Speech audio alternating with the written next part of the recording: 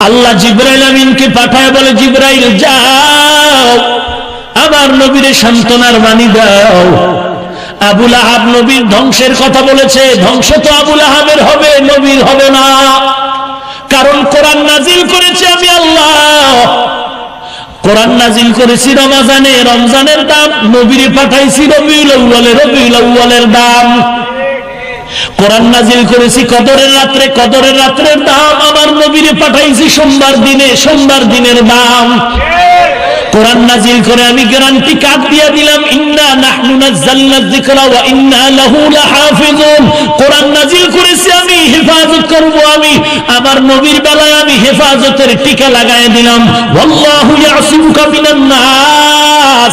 ও নবী, দুনিয়ার কেউ আপনার ক্ষতি করতে পারবে না। আমি কোরআন যেমন হেফাজত করব, আপনি নবীকেও হেফাজত করব। কারণ কোরআন হলো হেদায়াত, নবী আপনি হলেন হাদি। কোরআন হলো তাবলীগ, আমার নবী হলেন মুবাল্লিগ। ও নবী, কোরআন হেফাজত যেমন আমি করব, আমি আল্লাহ আপনাকে হেফাজত করব। আবু লাহাব বলেছে ধ্বংস হবে আপনার, আমি আল্লাহ বললাম না, ধ্বংস হবে আবু লাহাবের।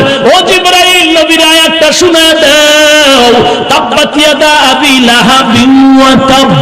আবু লাহাব ধ্বংস হয়ে গেল, ওর দোনো হাত, দোনো হাত। প্রথম এক হাত হলো দুনিয়া, আর এক হাত হলো আখিরাত। ওর আখিরাত তো শেষ, ওর দুনিয়াও শেষ। মা আগনা আনহু মালুহু ওয়া মা কাসাব। ওর মাল, ওর সম্পদ ওরে বাঁচাতে পারবে না। সায়াসলা নারান যাতা লাহাব, অচিরেই জাহান্নামের আগুন ওরে গ্রাস করে নিবে। শুধু আরই করবে না, ওয়ামরাআতু, ওর স্ত্রী উম্মে জামিলাকেও সমূলে ধ্বংস করে ফেলবে। আল্লাহর নবীকে সান্ত্বনা দাও, দুনিয়ার বেঈমানের চক্রান্ত 80 বছর, আর আমি মাওলার সাহায্যের হাত বাড়ায় দিব মাত্র 1 সেকেন্ড।